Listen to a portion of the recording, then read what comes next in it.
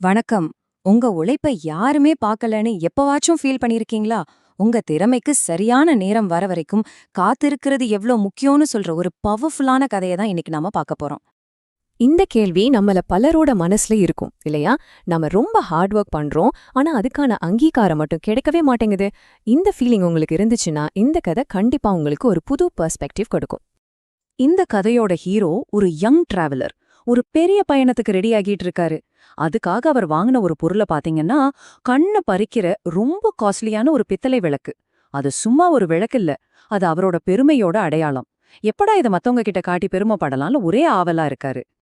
ஆனா, அந்த பயணிகிட்ட இல்லாத ஒரே ஒரு விஷயம் பொறுமை. ராத்திரி ஆகுற வரைக்கும் அவரால வெயிட் பண்ணவே முடியல. தன்னோட பெருமைய உடனே காட்டணும்னு கொளுத்துற மத்தியான வெயில்ல தன்னோட விளக்க ஏத்தி வைக்கிறாரு. இந்த ஒரு சின்ன செயல் எவ்ளோ பெரிய ஏமாற்றத்துக்கு கொண்டு போக போகுதுன்னு அவருக்கு அப்போ தெரியாது. சரி, விளக்கு ஏத்திட்டாரு. ஆனா என்னாச்சு? வானத்துல தகதகன்னு ஜொலிக்கிற சூரியனோட வெளிச்சத்துல இந்த பித்தளை விளக்கோட சின்ன வெளிச்சம் யாரு கண்ணுக்குமே தெரியல.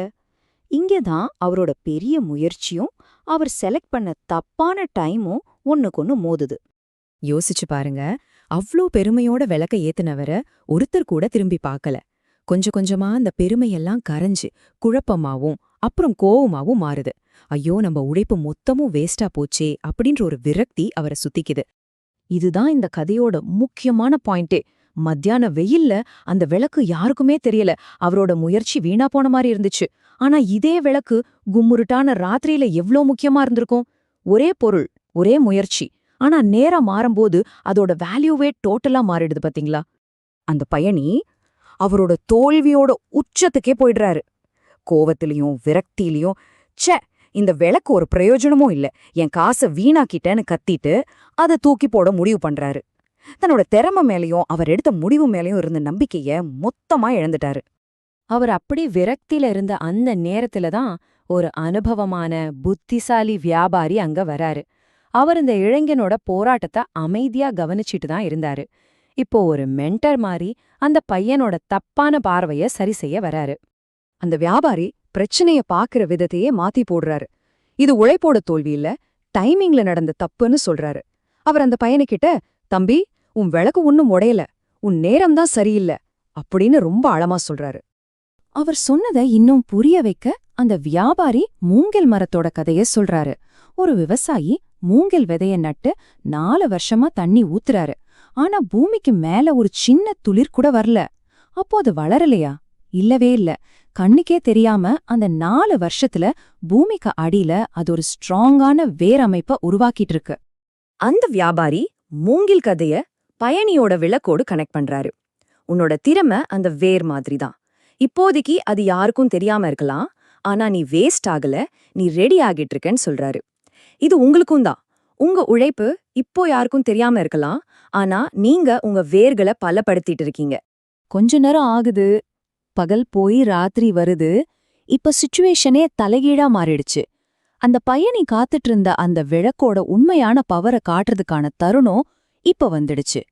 மத்தியானத்துல யாரு கண்ணுக்கு தெரியாத அதே விளக்கு இப்போ ராத்திரியோட கும்மிருட்ட கிழிச்சுக்கிட்டு ஒரு தங்க நிறத்துல ஒளி வெள்ளத்தை பாய்ச்சுது.